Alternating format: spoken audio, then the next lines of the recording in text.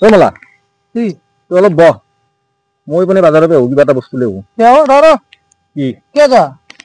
যা মানে তাই পইচা থোৱা খুলুম দে খুলুম দে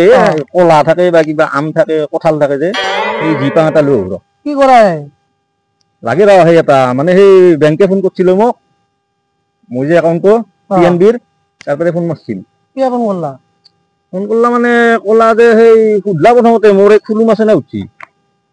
বেংকে আৰু খুলুম কি কৰো কৈ আছো ৰচোন খুলুম আছে না উঠি মই বোলো খুলুম নাই মোৰ কলা খুলুম এটা কিনি আনক আপুনি আৰু আজিৰ পৰা বেংকত আপুনি আহিব মানে ইমান কষ্ট কৰি আহিব নালাগে আপোনাৰ 1,000 টকাৰ কাৰণে আপুনি 1,000 টকা আপোনাৰ এই খুলুমটোতে থৈ দিব পাৰিব কিমান আছিল পইচা 67 টকা আছে একাউণ্টত 67 টকা আছে 67 টকা আছে এতিয়া মানে কৈছি আৰু সিহঁতেও কষ্টটো বুজি পাইছি মই ইমান দূৰৰ পৰা খোজকাঢ়ি যাওঁ একাউণ্টত হয় না কষ্ট হয় সেইটো ভাবি বেংকেও মানে ভাল কথাই ভাবি